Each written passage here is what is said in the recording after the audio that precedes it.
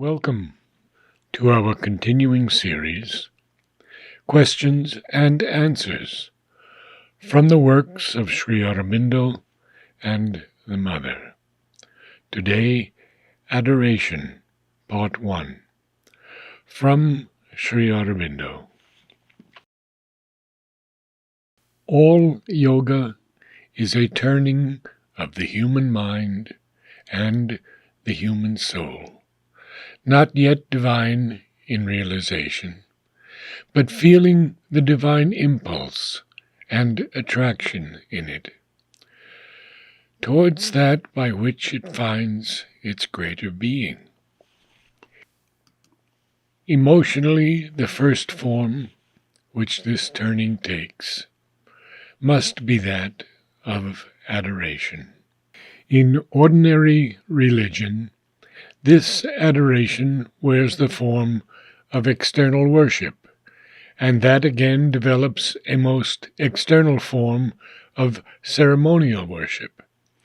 This element is ordinarily necessary because the mass of men live in their physical minds, cannot realize anything except by the force of a physical symbol, and cannot feel that they are living anything except by the force of a physical action.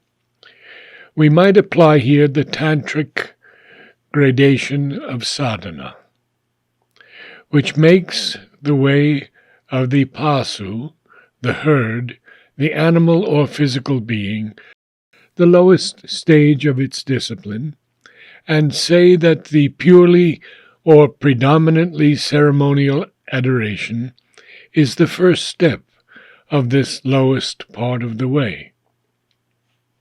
It is evident that even real religion, and yoga is something more than religion, only begins when this quite outward worship corresponds to something really felt within the mind, some genuine submission, awe, or spiritual aspiration, to which it becomes an aid, an outward expression, and also a sort of periodical or constant reminder, helping to draw back the mind to it from the preoccupations of ordinary life.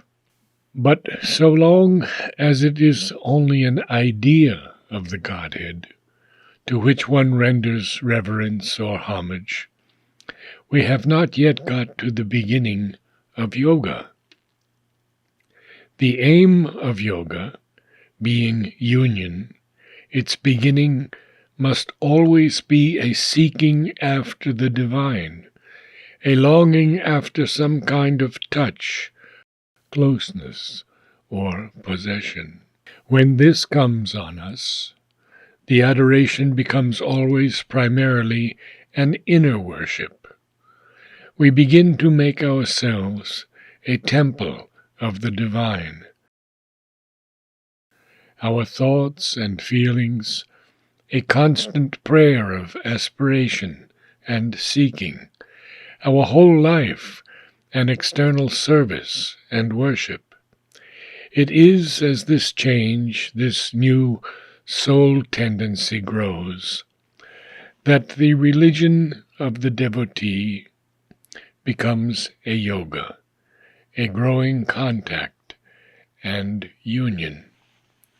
It does not follow that the outward worship will necessarily be dispensed with, but it will increasingly become only a physical expression or outflowing of the inner devotion and adoration, the wave of the soul throwing itself out in speech and symbolic act.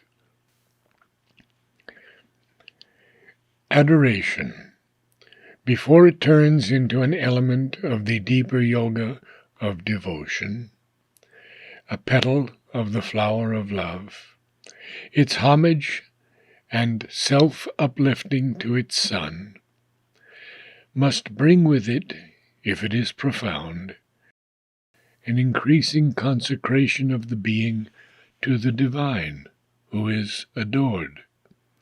And one element of this consecration must be a self-purifying, so as to become fit for the divine contact, or for the entrance of the divine into the temple of our being, or for his self-revelation in the shrine of the heart.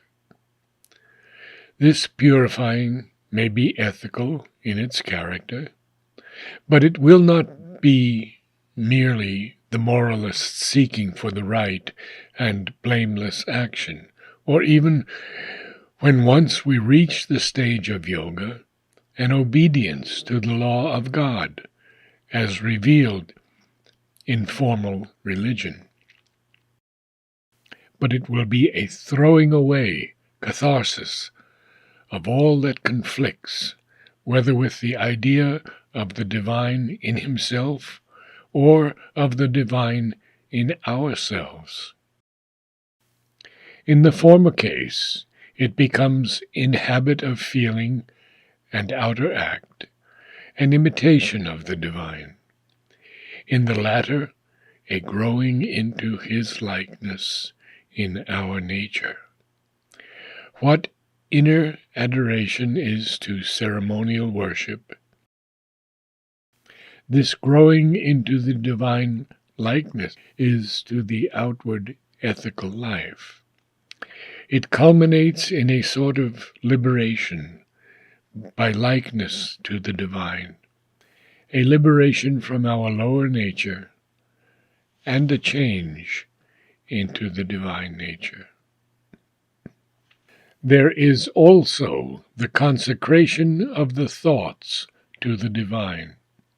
In its inception, this is the attempt to fix the mind on the object of adoration. For naturally, the restless human mind is occupied with other objects, and even when it is directed upwards, constantly drawn away by the world, so that in the end it habitually thinks of him, and all else is only secondary, and thought of only in relation to him. This is done often with the aid of a physical image, or more intimately and characteristically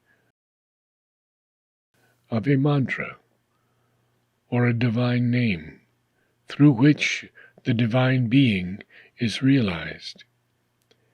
There are supposed by those who systematize to be 3 stages of the seeking: through the devotion of the mind first, the constant hearing of the divine name, qualities, and all that has been attached to them; secondly, the constant thinking on them, or on the divine being, or personality; thirdly, the settling and fixing of the mind on the object, and by this comes the full realization. And by these too there comes, when the accompanying feeling or the concentration is very intense, the samadhi, the ecstatic trance in which the consciousness passes away from outer objects.